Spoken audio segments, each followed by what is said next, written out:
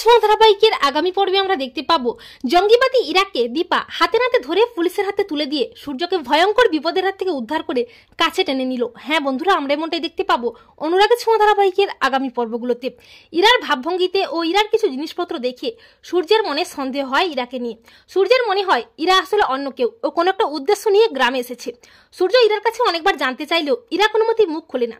এরপর হঠাৎ একদিন সূর্য দেখতে পায় কারা যেন গভীর রাতে লেজার লাইট দিয়ে সিগন্যাল দিচ্ছে। তখন সূর্যের সন্দেহ আরো বেড়ে যায়। সূর্য পরের দিনই পুলিশকে সবটা জানায়। এরপর পুলিশ চলে গেলে ইরাকে সূর্য জিজ্ঞাসা করে, তখন ইরা বলে ওরা আমাকেই সিগন্যাল দিচ্ছিল। তা শুনে সূর্য অবাক হয়ে যায়। ইরাকে টানতে টানতে সূর্য যখন পুলিশের কাছে নিয়ে যেতে চায় তখন ইরা তার মিথ্যে নাটক শুরু করে সূর্যের কাছে এবং সূর্যকে বিপদে ফেলতে ইরা সূর্যকে মিথ্যে নাটক করে ফাঁসিয়ে একটা জায়গায় নিয়ে আসে যেখানে সন্ত্রাসীদের আস্তানা। অপরদিকে লাবণ্য দীপার উপর অভিমান করে বাড়ি থেকে চলে যায়। লাবণ্যকে কোথাও না খুঁজে পেয়ে বাড়ির সবাই অস্থির হয়ে ওঠে। দীপা পুলিশের কাছে যায় এবং পুলিশকে সবটা জানায়।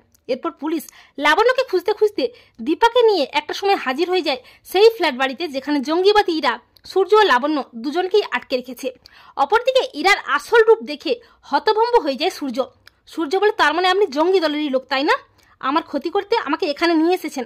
লাবণ্যকেও আটকে রেখেছে। লাবণ্যকে দেখে অবাক হয়ে যায় সূর্য। সূর্য বলে, আমি এক্ষুনি পুলিশে খবর দিচ্ছি। তখন ইরাও তার দলবল সূর্যের মাথায় বন্দুক তাক করে বলে, না না ডাক্তার, এই ভুলটা করবেন না। পুলিশে খবর দিলে আপনার মা ও আপনাকে দুজনকেই এখানে মেরে পুঁতে দেবো, কেউ খুঁজেও পাবে না। আর ঠিক তখনই দীপা পুলিশকে নিয়ে হাজির হয়ে যায়। পুলিশ ইরার দিকে বন্দুক তাক করে বলে, ইউ আর আন্ডার অ্যারেস্ট জঙ্গিবাদী মহিলা। পুলিশ দেখে ভয় পেয়ে যায় ইরা। আর সেখানে সূর্য ও লাবণ্যকে দেখে অবাক হয়ে যায় দীপা।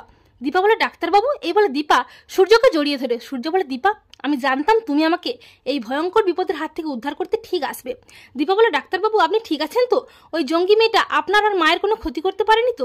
সূর্য বলে, না দীপা, তুমি থাকতে আমাদের কি কোনো ক্ষতি হতে পারে? দীপা বলে, ডাক্তারবাবু বাড়ি ফিরে চলুন। এরপর পুলিশ ইরাও তার জঙ্গি দলকে অ্যারেস্ট করে। পুলিশ সূর্যকে বলে, ডক্টর সেনগুপ্ত, আপনি ঠিক মানুষটাকে আপনার জীবনসঙ্গী হিসেবে পেয়েছেন। উনি না থাকলে আপনার অনেক বড় ক্ষতি হয়ে যেত। ওনার সাহসিকতাতেই আমরা এই জঙ্গি দলটাকে ধরতে পেরেছি। ডক্টর সেনগুপ্ত, উনি আপনার কাছে মূল্যবান সম্পদ, ওনাকে কোনোদিন হারিয়ে যেতে দেবেন না। তো বন্ধুরা, তোমরা এটাই চাও তো যে দীপা যেন জঙ্গিবাদী ইরাকে পুলিশে দিয়ে সূর্যকে ভয়ঙ্কর বিপদের হাত থেকে উদ্ধার করে কাছে টেনে নেয়? কমেন্ট করে জানিয়ে দাও তোমাদের মতামতটি।